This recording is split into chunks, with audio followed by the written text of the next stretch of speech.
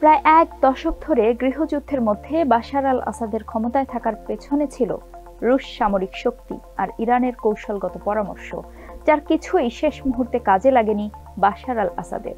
গত 24 ঘন্টায় পাশার দান উল্টে গেছে। সিরিয়ায় রাশিয়ার কোনো জারি-জুরি কাজে আসেনি। বিবিসির প্রতিবেদনে বলা হয়, মস্কো সিরিয়ার ঘটনাগুলো গভীর উদ্বেগের সঙ্গে পর্যবেক্ষণ করছে বলে এক বিবৃতিতে জানিয়েছে রুশ পররাষ্ট্র মন্ত্রণালয়। 8 ডিসেম্বর সিরিয়ার প্রেসিডেন্ট বাশার আল আসাদের দীর্ঘ 24 বছর আঁকড়ে থাকা মসনদ মুহূর্তেই যেন হারিয়ে যায়। লজ্জাজনক পতন ঘটে বাশারের। সশস্ত্র বিদ্রোহের মুখে শেষ পর্যন্ত সপরিবারে দেশ ছেড়ে আশ্রয় নিয়েছেন বন্ধু দেশ রাশিয়ায়।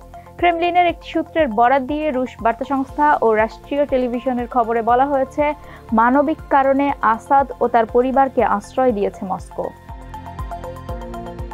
একটু পেছনে তাকানো যাক। 2015 সালের ঘটনা। বিক্ষোভ দমাতে প্রেসিডেন্ট আসাদকে সহায়তা করতে হাজার হাজার সেনা পাঠিয়েছিল রাশিয়া, যার পেছনে অন্যতম কারণ ছিল রুশ বৈশ্বিক অবস্থানকে সুসংহত করা। পশ্চিমের শক্তি ও প্রভাবের বিরুদ্ধে সোভিয়েত ইউনিয়নের বাইরে সিরিয়াই ছিল ভ্লাদিমির পুতিনের প্রথম বড় চ্যালেঞ্জ। বিবিসি বলছে, সিরিয়ায় আসাদ সরকারের পতন রাশিয়ার জন্য একটি বড় আঘাত। এই ঘটনা মধ্যপ্রাচ্যে রাশিয়ার ভূ রাজনৈতিক প্রভাব এবং ভূমধ্যসাগর ও আফ্রিকা জুড়ে শক্তি প্রদর্শনের সক্ষমতাকে দুর্বল করে দেবে। সামরিক সহায়তার বিনিময়ে রাশিয়াকে হামিমিম বিমান ঘাঁটি ও তার্তুস নৌঘাঁটি 49 বছরের ইজারা দিয়েছিল আসাদ সরকার। রুশ প্রেসিডেন্ট পুতিন 2017 সালে সিরিয়ার হামিমিম বিমান ঘাঁটিতে গিয়ে ঘোষণা করেছিলেন তার সিরিয়া মিশন সফল হয়েছে। যদিও 2011 সালের পর রুশ বিমান হামলায় বেসামরিক নাগরিক হতাহত হওয়া নিত্য নৈমিত্তিক ঘটনা হয়ে উঠেছিল, তবুও সিরিয়ায় নিজের প্রভাব নিয়ে রুশ প্রতিরক্ষা মন্ত্রণালয় এতটাই আত্মবিশ্বাসী ছিল যে তারা আন্তর্জাতিক সংবাদ মাধ্যমকে দেশটিতে নিজেদের সামরিক কার্যক্রম দেখাতে নিয়ে গিয়েছিল। রাশিয়া পূর্ব ভূমধ্যসাগরে এমন একটি গুরুত্বপূর্ণ ঘাঁটি পেয়ে আফ্রিকায় সামরিক ঠিকাদারদের অর্থাৎ বিশেষ করে ওয়াগনার গ্রুপের প্রশিক্ষণ কেন্দ্রে পরিণত করেছিল। সিরিয়া সরকারের পতনের পর এখন মস্কোর চিন্তার বিষয় হয়ে দাঁড়িয়েছে এই রুশ ঘাঁটিগুলো। বাশার আল আসাদের মস্কোয় পৌঁছানোর ঘোষণার সঙ্গে সঙ্গে জানানো হয়, রুশ কর্মকর্তারা সিরিয়ার বিদ্রোহী গ্রুপগুলোর প্রতিনিধিদের সঙ্গে যোগাযোগ করছেন। রাশিয়ার পররাষ্ট্র মন্ত্রণালয় জানায়, সিরিয়ায় রুশ ঘাঁটিগুলো সর্বোচ্চ সতর্ক অবস্থায় আছে। বর্তমানে এগুলোর জন্য কোনো গুরুতর হুমকি নেই বলে দাবি করেছে তারা।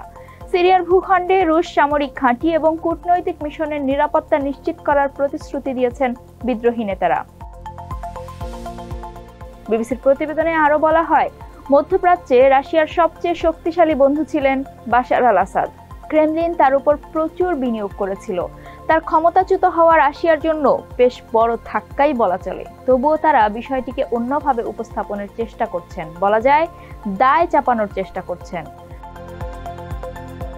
গত 8 ডিসেম্বর রাতে রাশিয়ার রাষ্ট্রীয় টেলিভিশনের প্রধান সাপ্তাহিক সংবাদ অনুষ্ঠানে বিদ্রোহীদের বিরুদ্ধে লড়াই না করার জন্য সিরিয়ার সেনাবাহিনীকে দোষারোপ করা হয়। উপস্থাপক ইয়েভগেনি কিসেলভ বলেন, সিরিয়া সরকারের জন্য পরিস্থিতি ক্রমেই জটিল হয়ে উঠছে, তা সবাই দেখতে পাচ্ছিল, কিন্তু আলেপ্পো সহ গুরুত্বপূর্ণ স্থানগুলো লড়াই না করেই ছেড়ে দেওয়া হয়েছে।